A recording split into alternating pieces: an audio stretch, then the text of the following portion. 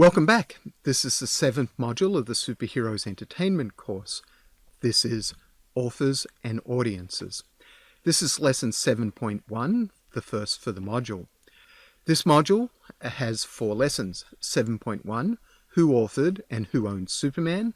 7.2, Who Authored and Who Owns Batman. 7.3, Who Authored and Who Owns Marvel Characters. And 7.4, Readers, Audiences, and Fans. In this lesson, I'll discuss the authorship of Superman and why DC owns the rights to the character. By authorship, I'm referring to the processes that go into producing a comic book, and this includes the writer, the penciler, the inker, the colorist, the letterer, and perhaps even more. By the end of this lesson, you should have a good understanding of what authorship means when we talk about comic books, and the way in which the creation of a comic book involves more than just authors. Authorship.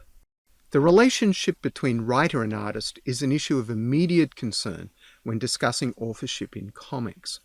At stake are matters of narrative, plot, and character. How these are drawn is often as important, and perhaps even more important, than how they are written. As far as Superman goes, we know that Jerry Siegel wrote it and Joe Shuster drew it. If we look at the early Superman, it seems to me that the mix of Jerry Siegel's story and dialogue with a humorous, corny Superman was well matched to Shuster's art. No less a critic than Jules Feiffer, the cartoonist, playwright, and later-day graphic novelist, said of Shuster, "But oh, those early drawings, Superman running up the side of dams, leaping over anything that stood in his way. No one drew skyscrapers like Shuster, impressionistic shafts, Superman poised over them, his leaping leg tucked under his backside, his landing leg tautly pointed earthward, cleaning and jerking 2-ton getaway cars and pounding them into the sides of cliffs, and all this done lightly." Feiffer went on to describe Shuster's work further as direct, unprettied, crude and vigorous, as easy to read as a diagram. No creamy lines, no glossy illustrative effects, no touch of that bloodless prefabrication that passes for professionalism these days. Slickness, thank God, was beyond his means. Pfeiffer's view of Shuster's art reflects a particular judgment, just as my view that Siegel's stories and dialogues match Shuster's art and vice versa reflects a particular judgment. Key point 1. Siegel and Shuster created Superman and together were essential to the character's early success. Truth, justice, and the American way. And here's where it gets difficult. If you think what the most famous phrase associated with Superman is, probably truth, justice, and the American way, the issue of Siegel and Shuster as authors of Superman becomes a bit difficult to sustain. Let me be clear, they created Superman. My point here is that what many of us think of as Superman's essential characteristics have little to do with Siegel and Shuster. The phrase that Superman fights for truth and justice was developed in the radio serial. Most likely it was written by Robert Maxwell, the producer of the serial, and Alan Duchovny, a publicist working for DC.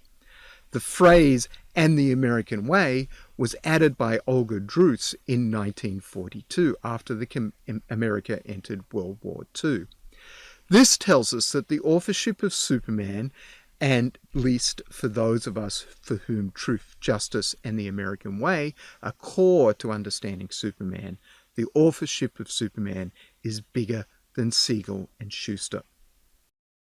Key point 2.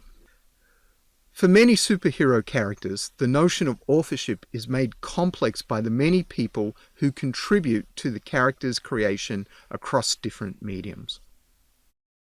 Legal rights.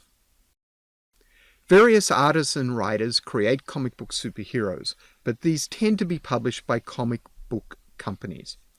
Here there is a distinction that we sometimes forget between writers and artists on the one hand and publishers. Both are involved in bringing the superhero to an audience. When we think of the DC these days, we tend to think of a very powerful unit of the Time Warner Media Company. But when DC contracted Siegel and Schuster and obtained the rights to Superman for $130, they were a small company looking to make the most of a boom in comic book sales. By taking ownership of the character, DC staff, from manager and later co-owner Jack Leibowitz and editor Whitney Ellsworth, played a role in shaping Superman. Correspondence between DC and Siegel shows the extent that DC exerted control over Superman's nature. Key point 3. Publishers and editorial staff play a role in shaping superheroes, and this dates from the inception of Superman. But the role of publishers extends beyond the mere editorial. As holders of the legal rights to Superman, DC was responsible for his massive expansion also. His expansion into a radio serial, cartoons, and the movie serials, and television and films. And then there are the various products DC has licensed over the years. All these shape audiences' experiences of Superman. Key point 4.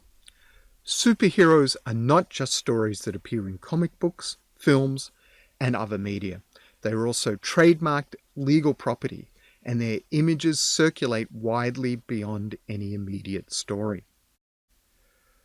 This lesson has 4 key points. Go back over your notes and the video of the lesson to make sure you have noted these points.